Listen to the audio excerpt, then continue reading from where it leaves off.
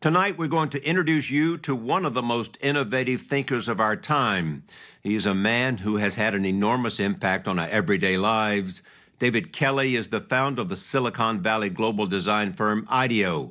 His company has created thousands of breakthrough inventions, including the first computer mouse from Apple, the stand-up toothpaste tube, and a better Pringle for Procter & Gamble. Ideo may be the most influential product design company in the world. Kelley was a longtime friend and colleague of Steve Jobs, and he is a pioneer in something known as design thinking, an innovative approach that incorporates human behavior into design. The big thing about design thinking is it allows people to build on the ideas of others. Instead of just having this one thread, you think about it, I come up with an idea, and then somebody from somewhere else says, oh, that makes me think we should do this. And then we could do that. And then you get to a place that you just can't get to in one mind. If you follow David Kelley around Ideo, you can see how he has infused that thinking into the legendary Palo Alto firm he founded more than 20 years ago. Breakthrough ideas happen every day here. The key to unlocking creativity at Ideo may be their unorthodox approach to problem solving. They throw a bunch of people with different backgrounds together in a room. So you're in the business end? Yep. My background's in software engineering. Journalism. Aerospace engineer. Doctors, opera singers, and anthropologists, for example, and get them to brainstorm. You got to have a certain culture. You got to have collaboration. You got to have diversity. You got to have an anthropologist and a business person and an engineer and a computer scientist. All of those kinds of. You got it. That's the hard part. Is the cultural thing of having a diverse group of people and having them be good at building on each other's ideas. They encourage wild ideas and visualize solutions by making actual prototypes. But the main tenet is empathy for the consumer, figuring out what humans really want by watching them. If you want to improve a piece of software, all you have to do is watch people using it and see when they grimace and then correlate that to where they are in the software, and you can fix that, right? And so the thing is to really build empathy, try to understand people through observing them. In other words, their experience will communicate what you need to focus on. Yep, exactly. It is a concept that had its genesis in 1978 when Kelley and some Stanford pals took the notion of mixing human behavior and design and started the company that would eventually become Ideo. One of their first clients was the owner of a fast-growing personal computer manufacturer by the name of Steve Jobs. He made Ideo because he was such a good client. We did our best work for him. We became friends, and he'd call me at 3 o'clock in the morning. At 3 a.m.? Yeah, we were both bachelors, so he knew he could call me, right? So he'd call me at 3 o'clock, and he'd just, like, with no preamble, hey, it's Steve. First, I knew if it was 3 o'clock in the morning, it was him. And there's no preamble, and he'd just start. He said, you know those screws that we're using to hold the two thing on the inside? I mean, he was deep into every aspect of things. Kelley's company helped design dozens of products for Apple, including Apple III and Lisa, and the very first Apple mouse, a descendant of which is still in use today. He said to us, you know, for $17, he gave us that number, $17, I want you to make a mouse that we're going to use in all of our computers. So what happened here was we're trying to figure out how to make, so you move your hand and how you make the thing move on screen. So at first we thought, we got to make it really accurate. You know, like when we move the mouse an inch, it's got to move exactly an inch on the screen. And then after we prototyped it, we realized it doesn't matter at all. Your brain's in the loop. The whole thing was make it intuitive for the human. In fact, but even after they solved that monumental problem, Jobs still wasn't satisfied. And so he didn't like the way the ball sounded on the table. So we had to rubber coat the ball. Well, rubber coating the ball was a huge technical problem because you can't have any seams. You got to get it just right. Yeah. And so, you know, it'd just be one thing like that. Suppose Steve had said to you, I'd like to have a ball that's not steel but rubber coated, and you said, no, you can't do that, Steve. What would he say? The expletives that I would have probably are not good on camera, but it was basically, I thought you were good. You know, like I thought I hired you because you were smart. You know, like you're letting me down. Since then, design thinking has led to thousands of breakthroughs, from redesigning Xylus kitchen tools so they're easier to use, to coming up with a heart defibrillator that talks to you during an emergency. So it talks to you, and it shows you visually what to do. And they came up with TiVo's thumbs up, thumbs down button. It makes your TV smarter, right? Because you give it the thumbs up or thumbs down, and your TV learns what you like and what you don't like. It's why Steelcase, a company that has been building furniture for 100 years, turned to Ideo to reinvent the classroom chair.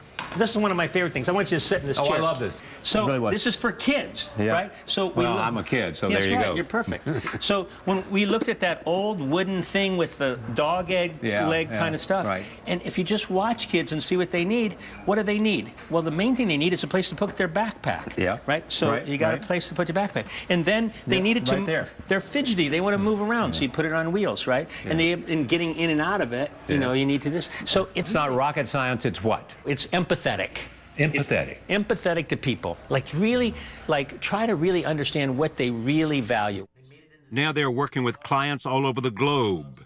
They're using the same intuitive human point of view to improve access to safe drinking water in India and Africa, redesigning school systems in Peru, and helping North Face expand their brand into China.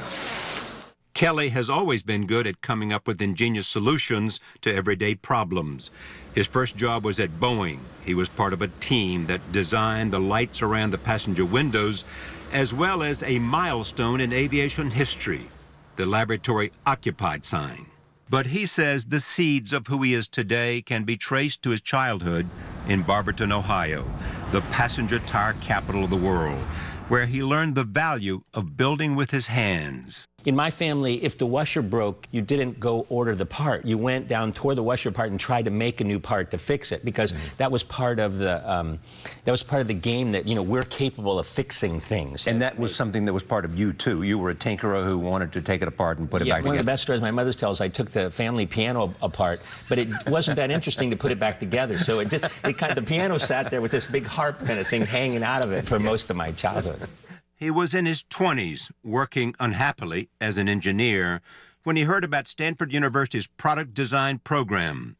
What he learned there would transform his life as a design thinker. And so what happened when you came to Stanford? So I get to Stanford, and it was heaven. Stanford was the synthesis of kind of art and engineering, and it was wonderful. It was shortly after that that Steve Jobs came into the picture. For over 30 years, they worked together and were close friends. What's the biggest misconception about him? I think the misconception is around that he was kind of like, like malicious. He was like trying to be mean to people. He wasn't. He was just trying to get things done, right? And you just had to learn how to react to that. He did some lovely things for me in my life. Jobs introduced Kelly to his wife, Casey Branscombe. And Steve Jobs was also there for Kelly when the unthinkable happened. In 2007, Kelly was diagnosed with throat cancer and given a 40% chance of survival. Jobs, already suffering from his own deadly cancer, gave him some advice. He came over and said, look, don't consider any alternative. Go straight to Western medicine. Don't try any herbs or anything.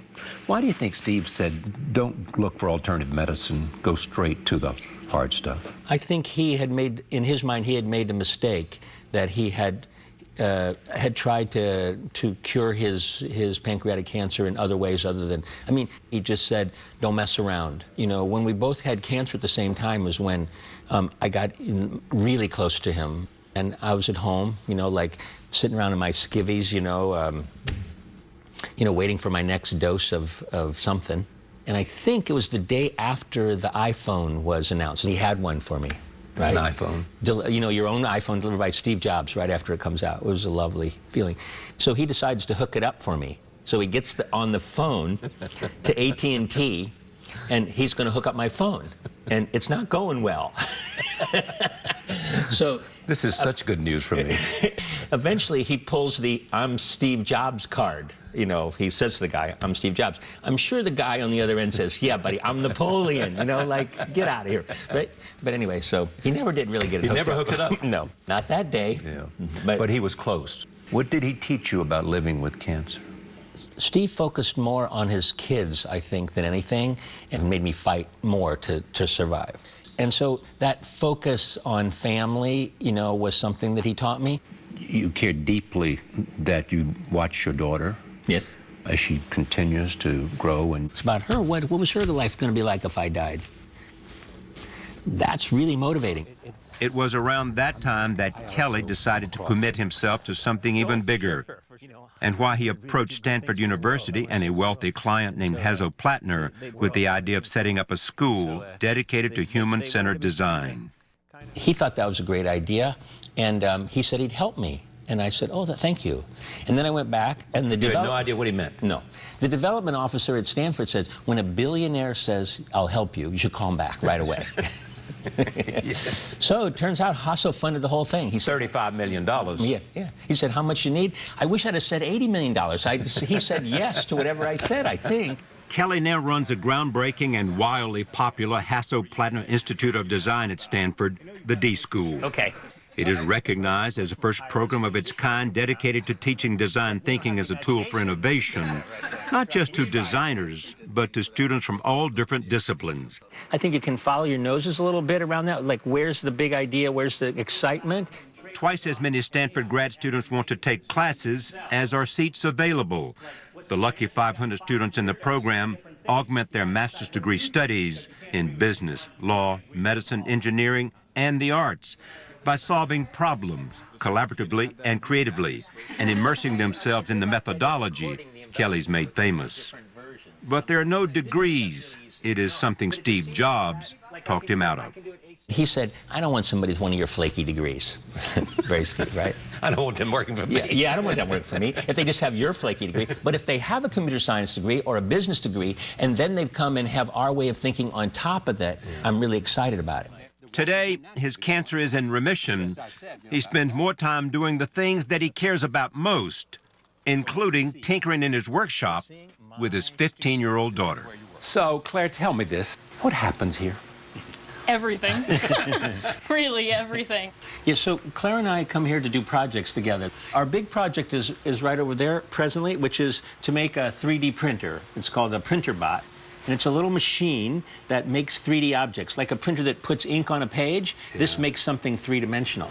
His love of making things is as much a part of his DNA as his appreciation for the car, which he calls the most important object in our lives. So why do you like it? What does it mean to you? Well, you know, it's about the same vintage as me, and it just makes everybody smile. Okay, I like the sound of the motor. Almost every day you can find David Kelly driving his '54 Chevy pickup truck between Stanford and Ideo, inspiring the design thinkers of tomorrow and quietly shaping the future. My theory is that sometimes life squeezes out the best of us. I've never heard that, but that really resonates with me. So if I could write the first line of your epitaph, it might be, David Kelly, help people find the confidence in their creativity. That'd be lovely.